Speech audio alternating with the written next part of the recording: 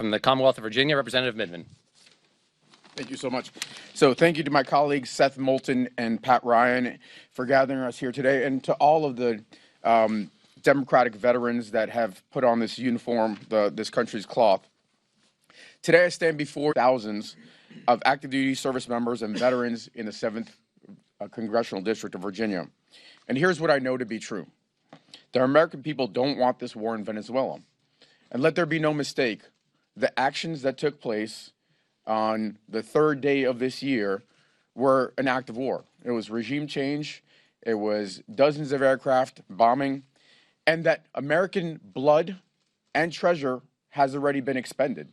The real question going forward is how much. The president did not come to the American people to make his case about why the operations in Venezuela, which were conducted really magnificently, and I commend the U.S. military and armed forces for that. But he didn't come to the American people, nor did he go to Congress to seek authorization for the military force, and he should have.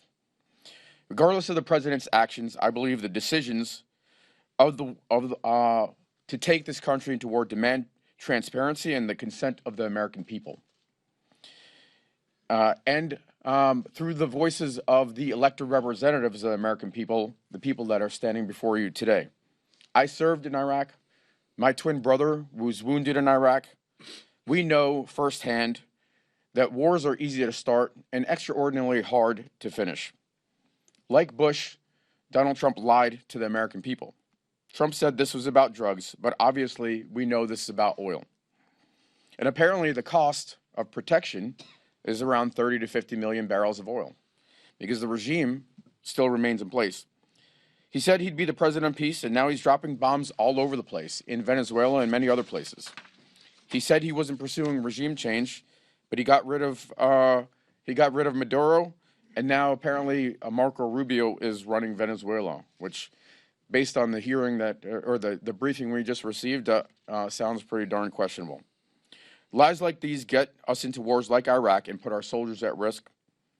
Once lives are put in harm's way, there's no simple exit and no easy way of undoing the consequences.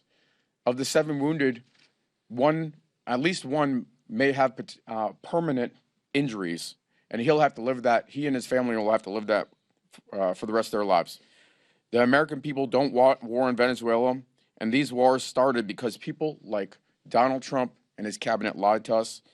We need to avoid Iraq 2.0. Believe your eyes and not the lies. And with that, I have the